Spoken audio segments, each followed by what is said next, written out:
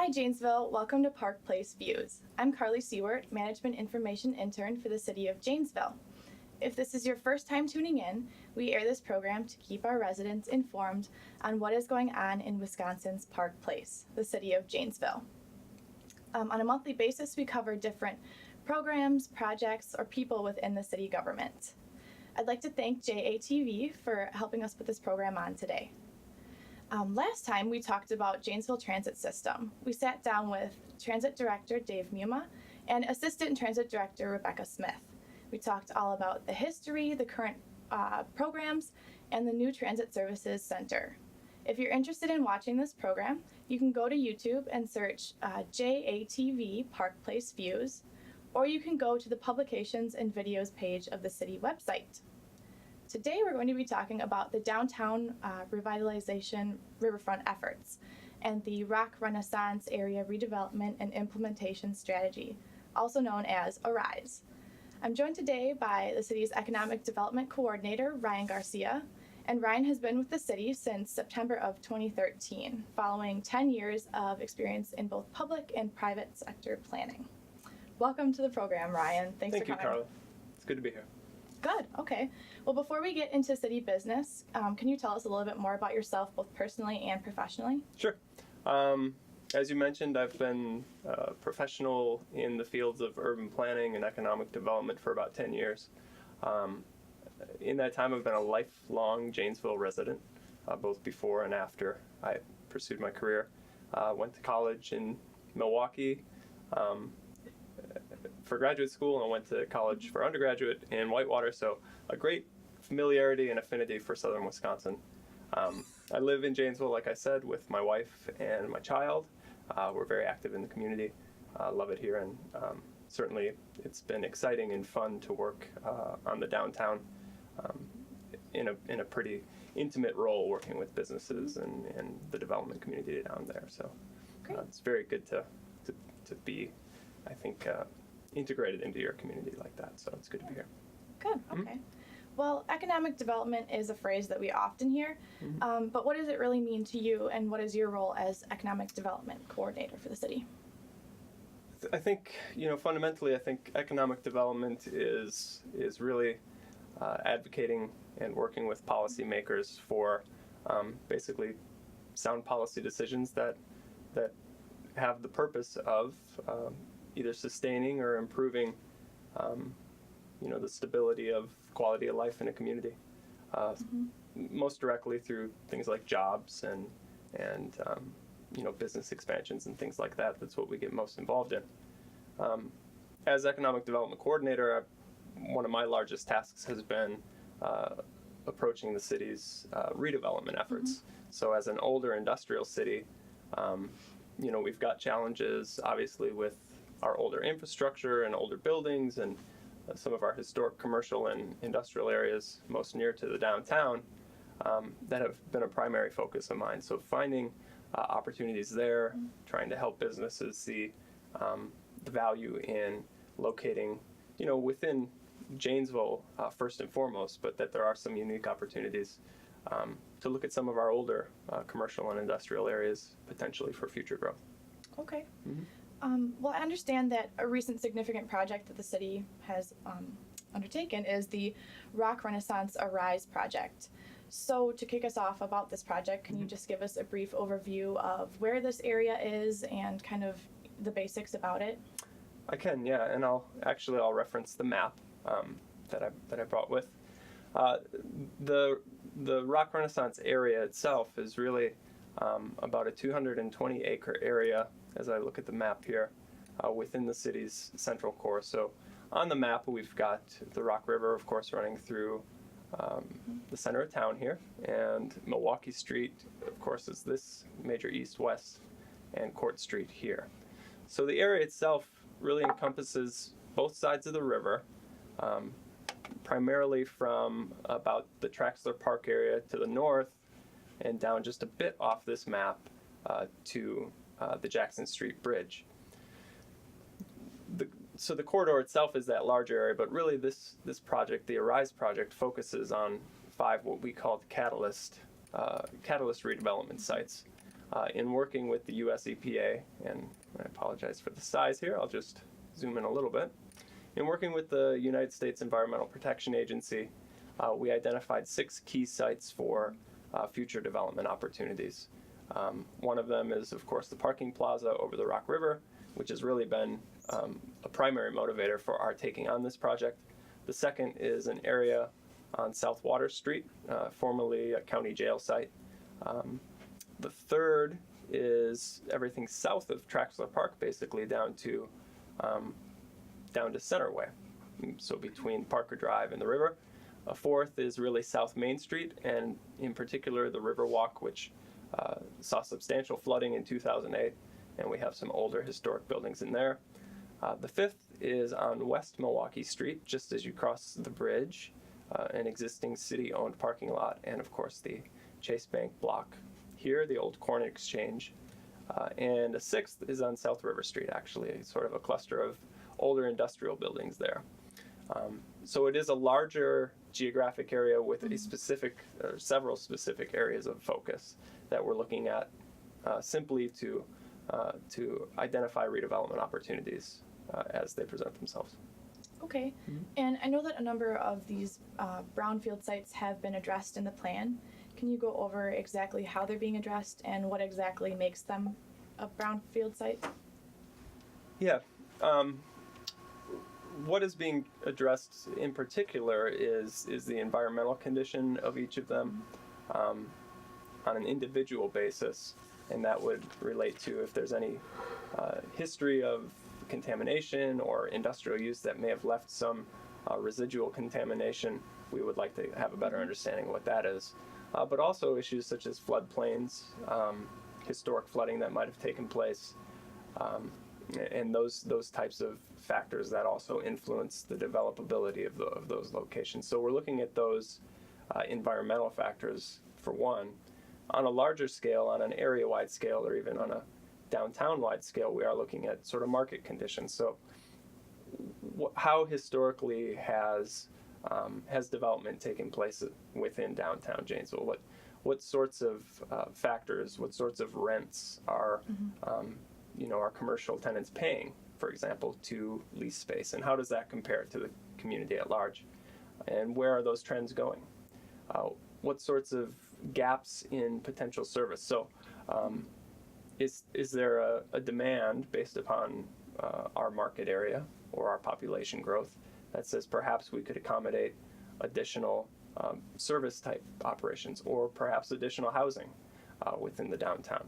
So there's a pretty complex and comprehensive sort of suite of information that we've gathered specifically focusing on this area to better understand what the opportunities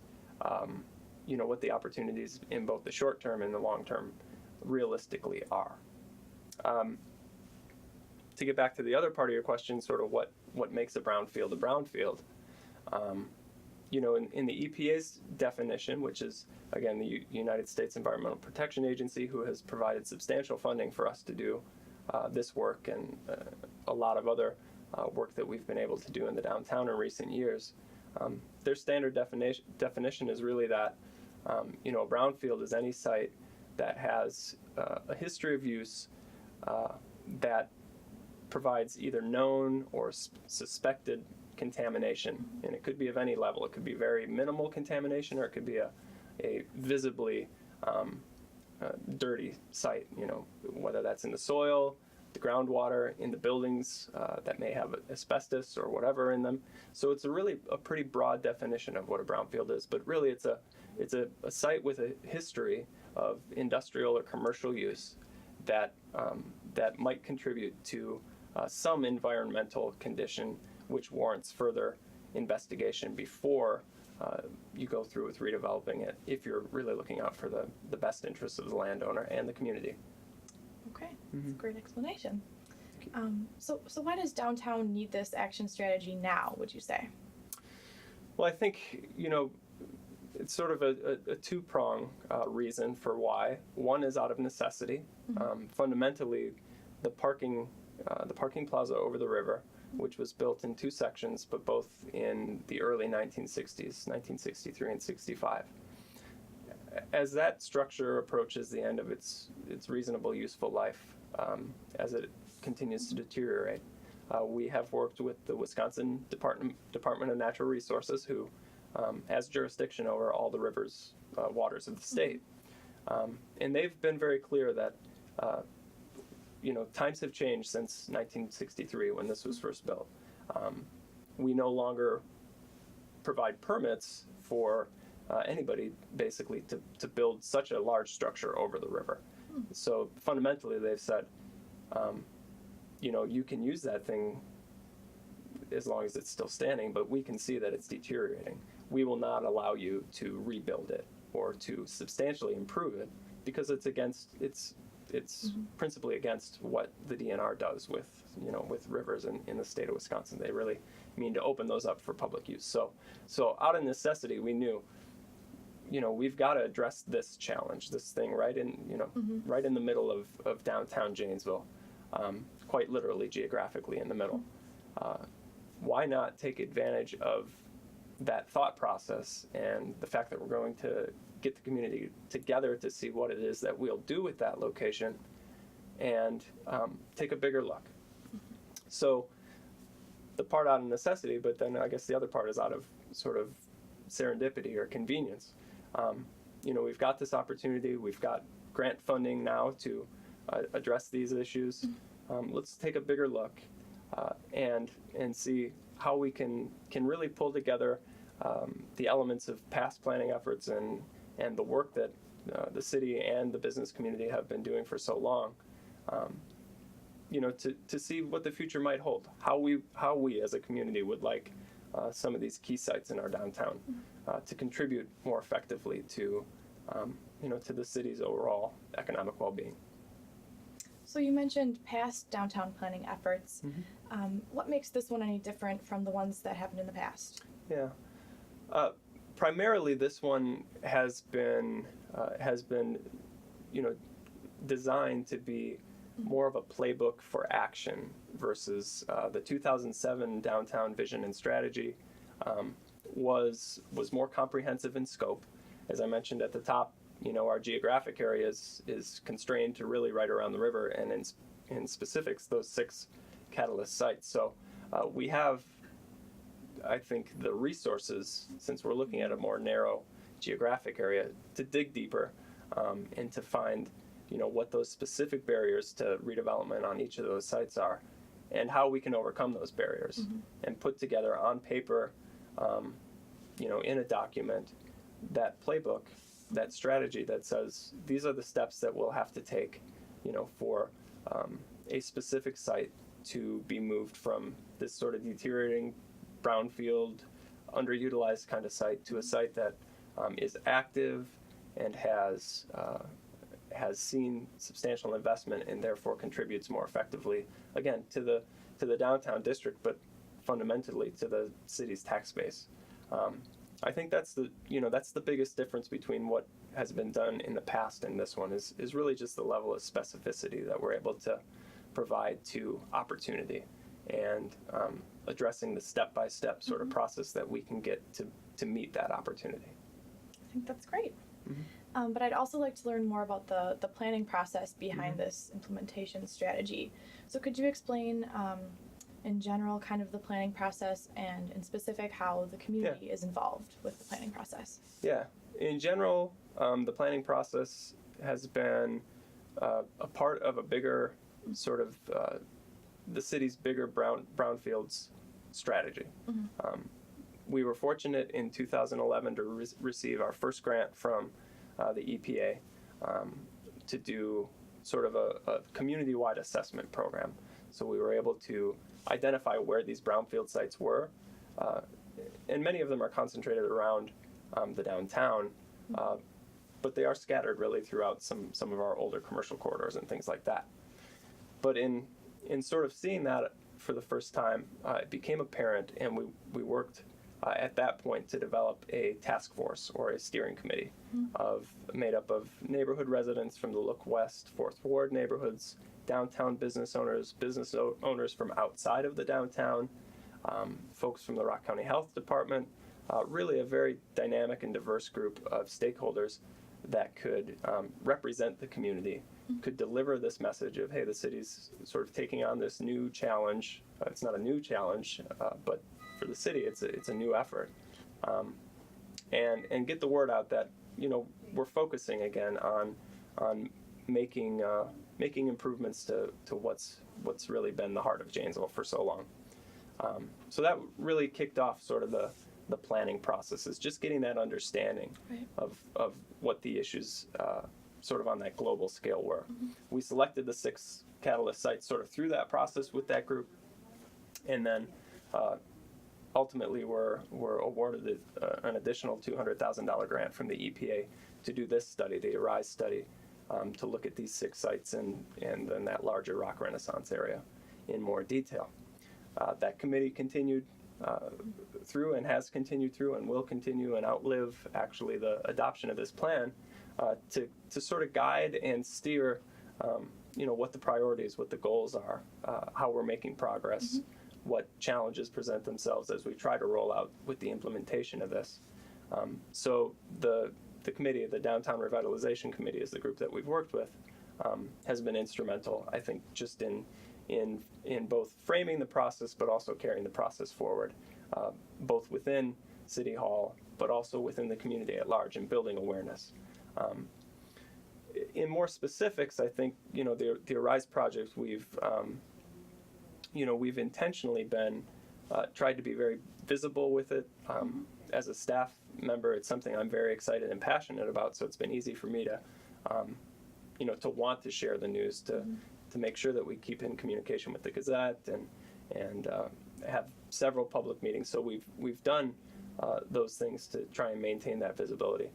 I think we've had about 9 or 10 DRC meetings over the course of 9 months since we kicked off the process.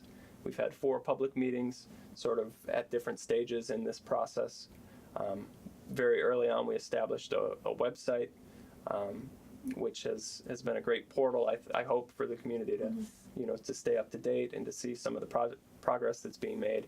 And finally, we just worked with local media to make sure that whenever there was a major milestone, and we will continue to do this, whenever there's a major milestone, that the community knows about it. I think a process like this, it is probably easy to say it's just like any other plan the city's done, not interested. But the message we've tried to deliver is that really this is a unique process. We're looking at actionable items in the relatively near term in many of these cases, and community buy-in is critical. Okay, great. So I understand that we're at the point of having plans with future completion dates of 5, 10, and even 20 years down the road. So can you discuss some of those plans in detail a little bit? Yeah. And I'll go back to the map here, and I think with respect to detail, I think the only picture I'll show is really the what's being envisioned for this one, because that's probably the most near term and most well defined. As I mentioned, this Catalyst Site 1, which is where the parking structure sits over the river today, we know that that's got a relatively short timeline on it anyhow, with the DNR's correspondence that they're not going to permit additional improvement, but really anybody who's driven through downtown Janesville can see that over time we've had to unfortunately close more and more of that off, just because it's become again less stable. So one of the key centerpiece of this, and as I mentioned at the top, this was really one of the motivating factors for the city to take on this project, was what are we going to do with that parking structure over the river in that location. And what came forward again through that public process and through working with the DRC, the Downtown Revitalization Committee, is that Janesville's got this great river, and almost except for one, all of the catalyst sites that we identified for this project are on the river. But unfortunately, within the downtown, there's no opportunity to interact with the river. There's no opportunity for people to truly experience or enjoy the river in any real meaningful way. Wouldn't it be great if we had that opportunity, number one? Number two, for a long time, and maybe even still to today, when people look at downtown Janesville, they see North Main Street as sort of one thing or entity, and you see, I guess, West Milwaukee Street or even West and parts of East Milwaukee Street as another sort of thing, with no real unification of both of those as downtown Janesville. You know, they're not really tied together. The river seems to, if anything, divide this community more than unify it. And so hearing that message, we really, worked with the committee and heard that having something to unify the community around that idea of the river and to give them an opportunity, whether formally or informally, to interact with the river should be a focus. And with the opportunity of the parking deck coming off the river, we said, maybe this is where it happens. As I mentioned at the top, geographically, it's literally right in the center of downtown. It provides that unification element, and it just creates, I think, a focal point and a sort of a real center for growth around it. And much of it, of course, is really enhancing the public realm. What we have there today is public parking. We lose that here, but as you look at the plan, and I would encourage people to go to our website, which I understand we'll share in a few minutes, the web address.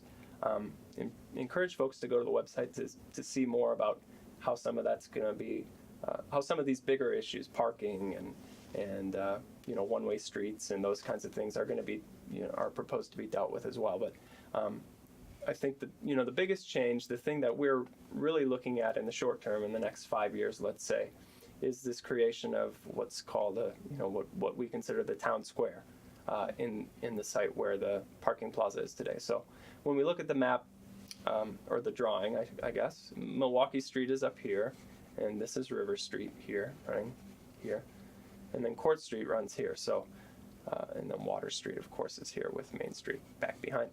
So today the parking deck sits here, and some of the key elements that were really well responded to, both from the DRC, but also when we started to talk about, what should we do here with the public, was a pedestrian bridge. So something that, links both sides of the river for foot traffic. We've got great bridges here, of course. Those are still opportunities, and we hope that those will be equally pedestrian friendly. But the thought was, again, that interaction, that personal and intimate sort of sense of being on the river, and not again sort of competing with automobile traffic, and having that unique and dedicated space there. So that's really a central element of this. Sort of a great lawn area here with perhaps a little signature feature here, which is if you're looking here, this is basically where Dodge Street comes through. So the Plaza Furniture site and the 51 South River, the Tracy building, both of which the city has acquired, are here today. Eventually those would be cleared for additional sort of gathering public space. Great lawn, but then on the other side, so we'll cross here, another sort of big element is sort of a step feature, so people can actually step down into the river. Now all of this today, of course, is underneath the parking deck, so a lot of work is going to have to go on just in planning and design specifically to how we can do this. So there's a lot of work to be done here in a few years, but we think that at least preliminarily, that much of this work is quite possible, and in early conversations with the Wisconsin DNR, with the US EPA, and with a number of other federal and state funding agencies, we have some confidence that there will be a good chance that we could find some matching grants and things like that for this. So again, you can't get at the table with those folks unless you have a pretty concrete idea of what you want to do. So we feel like we're taking a good step in that direction. So really, this is probably the most well-defined future plan that we have, quite frankly, within the other areas. And I'll just kind of scroll through some of the other areas here. This is just, I guess, looking down So the Riverwalk that exists today on the west side of the river, this is behind the transit center, this kind of element would be continued through in that previous photo. So it would cross Court Street, and that would basically fill in a gap that exists today on the Ice Age Trail. Of course, that goes north here and south here, although it comes off onto River Street a little bit. So that's a big element of what we want to try and accomplish, is really that continuation of a continuous river walk or path system, so people can get out and enjoy both the downtown and the river. Again, just another look. One of the sort of spin-off benefits of doing something like this, of getting the community's attention for planning and visioning and saying, here's what we're going to do in the short and long term, is that you start to see interest in redevelopment of existing buildings. And in the downtown, that's always been the focus of why are we doing this? Why do you want to put a town square here? Why do you want to improve those roads? Well, fundamentally, it's so that, again, these great old buildings, people can see the possibility in them. A great example, of course, is the former Rock County Appliance Building, which the current owners have begun the planning and design, and will probably within the next, I would say, 6 months, redevelop this site and this building to accommodate a new venue location, a place where you could have banquets, weddings, those types of facilities. Of course, this photograph doesn't show it, but upstairs is an old, what was developed as a Methodist church, quite well preserved even to this day. So a lot of the work that they'll do in there will provide the opportunity, as you go out the back, to look down on that new town square, to really embrace that idea of being on the river. So I think that's a happy story about, it's not just a plan that sits on the shelf and sort of functions in a vacuum, but it really is to build confidence again in the development market in the downtown. And already we're starting to see some early success to that end. So it's exciting to be involved in those kinds of things. So now we're moving into what is Catalyst Site 2, and I'll just give some perspective here. Of course, the Senior Center is here, and then go across here, of course, is where Court Street comes across. But as we look over here right now, mostly on Water Street, this is all vacant, former jail site, confirmed and known brownfield site. We're actually using another EPA grant to look at some additional environmental testing there, and that will help us again to identify through our EPA processes, what are those hurdles to redevelopment? What are the things that we need to know as we start to put together a concrete development plan here? And again, the good news, or the happy news story again with this, is that we've got a developer who's interested in that site for some mixed-use type development, perhaps some housing, perhaps some commercial. Again, taking advantage of being in that riverfront location. Going through this process, we've been able to identify that there is a market for additional development in the downtown of a certain type, some market rate housing perhaps, some mixed-use type of development. We know we've got the EPA assessment grants, which are helping us to identify those environmental issues, and therefore we're building a little bit of confidence in the market where folks are saying, you know what, this is an opportunity, and we'd like to get involved. So Catalyst Site 2 is one that really as opposed to Catalyst Site 1, where we had the town square, the investment is largely going to be in the private market. Certainly, as I mentioned, the city's helping with some environmental work as we move forward. Will help to facilitate that redevelopment. But again, we've been able to capture some imagination and show some possibility by working, not behind closed doors, but with that community group, with the DRC, and everybody starts to see the possibility and gets excited. So it's just another example of one of those sites. Site 3 is one that's maybe a bit further down the line, and I'm just going to give some perspective here. The dam is actually, the Centerway Dam is kind of just off the picture. So this is the canoe portage here across the river. Here is our existing river walk on North Main Street. So this is one that's maybe a bit more ambitious in some parts and maybe a bit more immediate in other parts. The first thing we want to do is most everyone probably remembers 2008 substantial flooding, the Riverwalk and much of Main Street even was underwater. So the first thing we're doing is piggybacking on the study that we're doing right now, working to assess the feasibility and how to make it happen, more importantly. A more flood resilient and accessible Riverwalk system on the east side. So I talked about in Catalyst Site 1, I talked about extending the Ice Age Trail into what's going to be the town square. Well, we'd like to also improve that east side. So we're looking at issues of flooding and also just elevation, access, those kinds of things to get that east side Riverwalk completed as well. The more ambitious piece of this, I would argue, but one that we've at least had early conversations which have been positive with both the DNR and the operators of the hydro dam here, is the potential to open at least a small portion of this up to small watercraft, canoes, kayaks, those kinds of things, and potentially even do something of a small whitewater course there.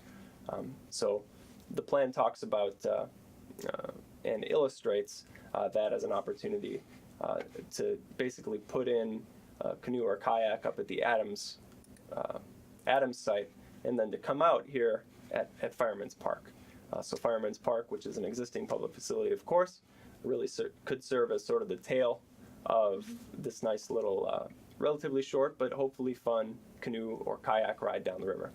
That's maybe a few more years down the line. Would certainly take additional study and a lot of collaboration with of course, North American Hydro, with the DNR, and with the community to see how we can integrate that into this sensitively without disrupting what's going on in Fireman's today. And just one more picture of the existing issues in Catalyst Site 3, where we have today that Riverwalk system that is inaccessible if you're on a bicycle or if you happen to be in a wheelchair or have some limitations to your mobility. Really, you can't get on the Riverwalk either on this side, so this is at Milwaukee Street and going down the stairs, or even on Centerway. So those are probably the near term in the 5 to 15 year window of things that we may be looking at as possibilities. Certainly there are some other long-term issues. The things we talk about are and have been talked about in past plans is Milwaukee Street, converting that to two-way traffic, perhaps making it more pedestrian friendly. Court Street, again, converting that possibly to two-way traffic, making it more bicycle friendly. And integrating that, of course, into sort of the transit center and just the bigger picture of transportation in the downtown, and continued work on the environmental aspects of those. I think the last one I would bring up is this Site 5, at least the portion that the city owns, an existing parking lot. We see that as potentially a very attractive redevelopment opportunity.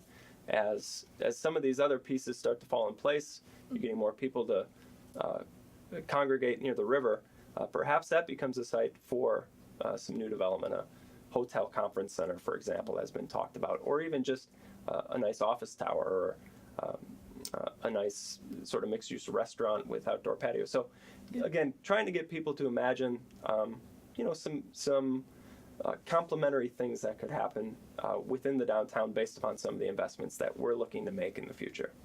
Yeah, it looks like there's a lot of great opportunities Yes. to be had downtown. Mm-hmm. So you talked about all these plans, but can you tell me more about the steps that will go into putting these plans into motion? Yeah. We've kind of started as we're planning. We've started the implementation process already. One of the key elements of that, of course, is, as I mentioned earlier, is capturing sort of the development community's attention and getting folks to understand and look at downtown Janesville as a possibility.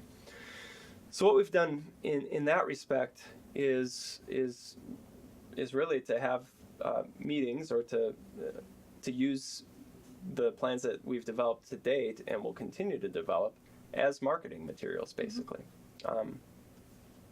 Developers, from both within Janesville and even from the larger region, from time to time we'll approach the city, of course, with what's going on in the city, what opportunities might there be.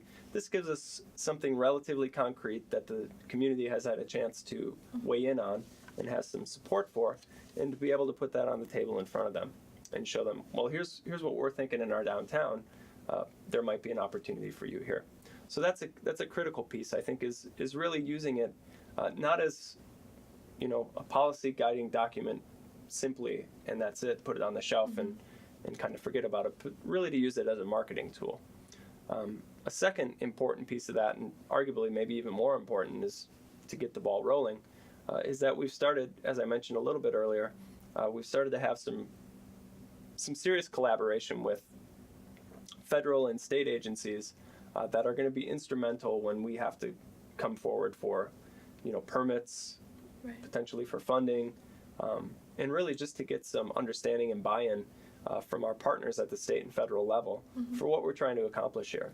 Bring them in earlier on, the better, obviously, so that they can identify any, that's not realistic, or maybe you should think about this, or here's a funding opportunity that's going to be presenting itself in 2016 in the spring, just so we have a better understanding of again, how we put this into action and not just leave it to sit on a shelf and hope that, the best things happen. So those two pieces, I think, are going to be critical, just in the long-term sustainability of what we're trying to accomplish with Arise. I guess more mechanically, what we have to accomplish to put the plans into motion, we will have at least, I think, one more sort of public community engagement event as the plan is sort of fleshed out with the DRC. We are in the process right now, in fact, of reviewing sort of our first draft of the whole compilation of the document and the plan sketches and renderings and things like that. So as that takes a little bit more concrete shape, we'll present that to the public again. It will go before the city's plan commission to be adopted, and it will go before the city council for endorsement. And that's sort of a critical first step in the community saying, okay, we buy this vision, and we think that the plan of attack, the action plan that you're putting forward, we think that's worth pursuing. Following that, it'll be, that's when the hard decisions really start happening. We have to balance sort of the vision and what we're proposing through this project with the community's greater needs, the larger needs. And we'll have to start saying, okay, well, if we want to do this town square, we have to line it up with all the other priorities that the community has. And, that might be 2-3 years down the line, but we're going to put it into the city's capital improvements program, for example. But then again, we start targeting funding, we start setting up those sources and making sure that if that is in fact a priority within the community's range of priorities, then we can successfully pursue it. So each of these, that's why when you mentioned it's a 5, 10, 20-year horizon, that's very realistic. I don't think it's certainly not realistic to expect all of this to happen overnight, of course. None of this does. And I think it's ambitious to think that even more than one of these things is going to happen in the short term.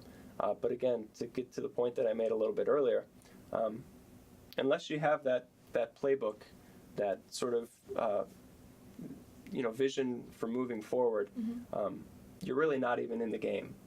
When opportunity presents itself, when a grant opportunity or a developer that wants to make a substantial investment in your downtown comes forward, you want to be able to be responsive to that and to say, well, you may have this idea, but the community weighed in on this in 2014 through the Arise process and said, this is what we want to see down there. And that, again, this just helps us to set those priorities as we move forward as a community. Great, yeah. Like you said, the DRC is currently reviewing the first draft of the Arise document, which is expected to be adopted by the City Council in early 2015. But can we talk about the project timelines for these plans that will be put into motion? Yeah. What are your expectations? Yeah, I think my expectations, as I mentioned earlier, and we've talked this through with the council and with the administration, public works, because really my role as economic development coordinator in this project has really just been to oversee and work with the community to identify that vision and to say what these opportunities are and how we might make them happen. So it's really a team effort in getting these things sort of on the capital program, for lack of sort of a more clear target. So I think, the town square notwithstanding, much of this, much of what's being presented in the Arise project is probably outside the 5-year sort of window. I would say that the removal of the parking plaza and the implementation of the town square, you'd probably see that in up to 2 sort of separate phases, back to back. Obviously with the removal of the plaza, but coming first, that's really slated in the 2016 to 2017 timeframe. So really, it is realistic that within the next 3-4 years, that concept of the town square might be a reality. I mentioned a little bit earlier the Riverwalk feasibility study is really ongoing now. We just started that. You may start to see some improvements there within 5 years, to the access of the Riverwalk on the east side. I think, the only other wild card that may come into play would potentially be this site. Like I said, as we use the Arise project as a marketing tool, we could look at redevelopment of that site if the right project came along, and I think we'd be open to it. I mentioned the old jail site. That's one that's currently in motion. That may be another one. Again, somewhat out of the city's control, but one that we're working hard with the private development community to see if there is an opportunity to bring some new energy and new life to that location in the downtown. So yeah, in terms of a public projects that I see in the short term, that town square and plaza removal are really going to be very big ticket items, but those that probably need the most immediate attention in the short term. And with that will come some sort of spin-off work. We'll have to reallocate parking elsewhere, so we're looking at defining that through this process as well. The Milwaukee Street Bridge is one that has also needed some attention. We've been fortunate to get some grant money to do that. That's probably in the 2017 to 2018 timeframe. So we will start to see some things happening. And of course, Main Street in 2015 is one that's been on, has been a project that the city's going to undertake even before we started the Arise program. So we will see things happening, I think, within the downtown that, again, are these complementary things in the near term. But I think the city's focus, I think it's reasonable to expect that the town square is going to be really that short-term focus. Well, that's exciting to hear. Mm-hmm. But now comes everyone's favorite topic, Sure. The cost of the project. Mm-hmm. So what can you tell us about how the planning process was funded and how the funding for the projects that will go through happen? Yeah. The planning process itself was fully funded, 100% funded through a $200,000 grant from the United States Environmental Protection Agency through what they call the Area-Wide Planning Program. It's a relatively new program. We were just the second application cycle to receive funding, and we received that in late 2013, so about a year ago. Again, this is money that the federal EPA provides to communities that have a need, and I think we demonstrated a need, and certainly it's a program that they're going to continue to, I would think, continue to foster sort of this type of thinking within communities. So I think we all feel very fortunate to have competed on a national level and to have illustrated the project need right here in Janesville, Wisconsin, so that those dollars can go to work here where we feel like we really have an opportunity to take advantage of them. In terms of the projects and their implementation, Certainly there, it's, as I mentioned earlier, there's a lot of ambition here, and admittedly there's a substantial cost to many of the improvements that we're looking at. Many of them are public, but again, we're very hopeful and confident, quite frankly, that that those public investments are leveraged by investments, as I mentioned, in existing buildings, but also in potentially new opportunities. Two of the catalyst sites that I said are actively being recruited for new development. Those are good signs.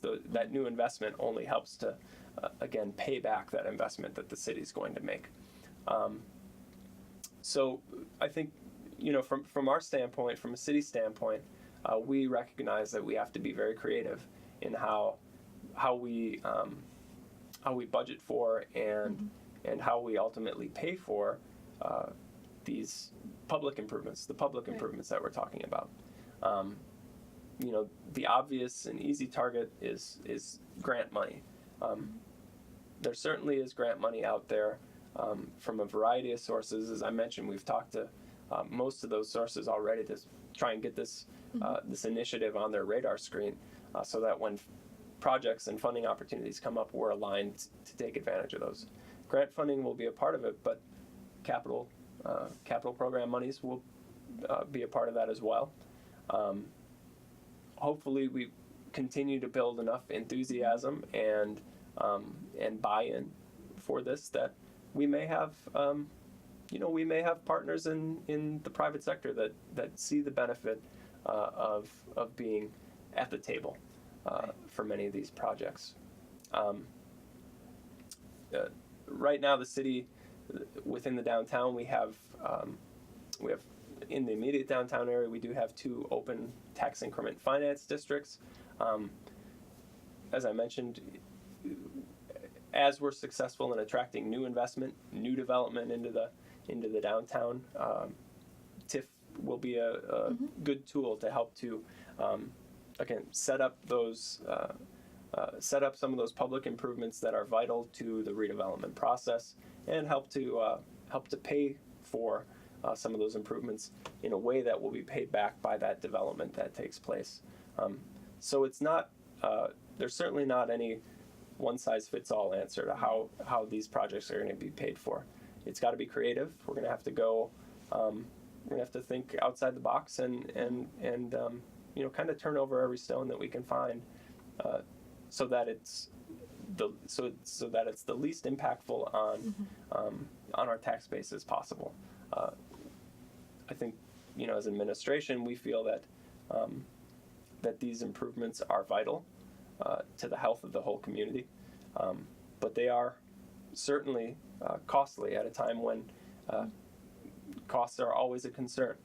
So I think we're committed, and we have set ourselves up throughout this process to say, we got to get creative here. We got to build partnerships, foster those partnerships, build buy-in and belief in these projects, and hope that, and believe and work towards the end, that is getting as much of that support from various sources outside of the general tax base as we can.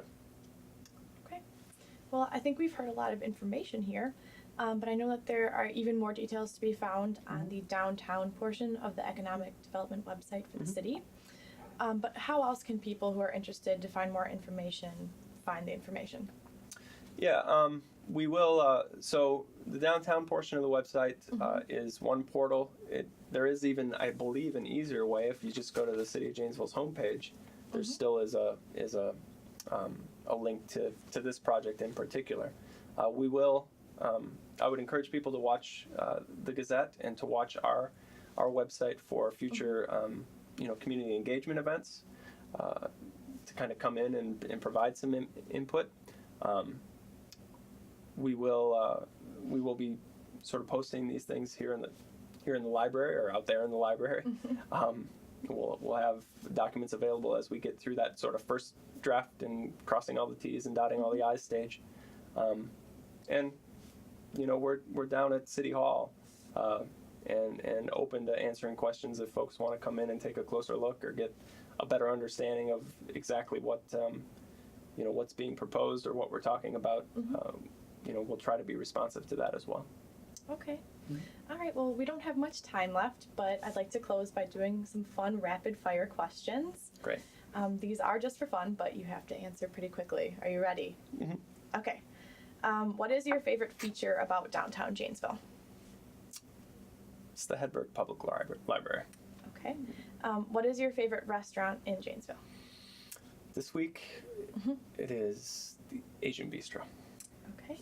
And what is the best thing about your job? The ability to build relationships with a variety of people.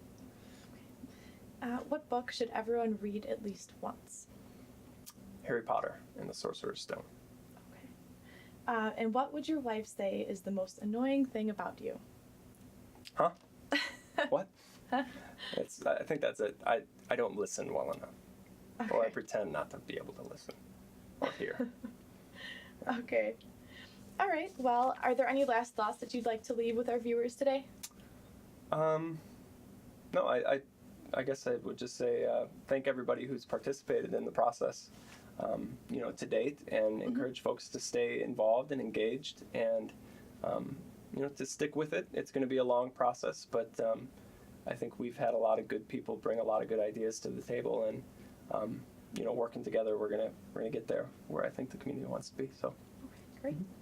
If people have questions or comments, how can they contact you best? They can contact me, by phone, 755-3180. That's probably best, quite honestly. Or they can just stop down, like I said, at City Hall. If I'm available, I'll make myself available. If I'm not, then they can leave a note and I'll get back to them. Okay, sounds great. Well, thank you for joining us today. I think it's been a really good opportunity for not only myself, but the viewers to learn more about the economic development function of the city. And viewers, make sure to tune in next month when we're going to talk about winter weather reminders and tips with Public Works Director Paul Woodard, Utility Director Dave Batts, and Operations Director John Whitcomb. Folks at home, in addition to tuning into this program on a monthly basis, you can also get some more day-to-day updates. You can like us on Facebook, follow us on Twitter, or you can sign up to be on our email lists at the city website /email lists, where you'll receive different press releases, emergency cancellations, stuff like that. And so for the city of Janesville, I'm Carly Siewert. Hope to see you next month.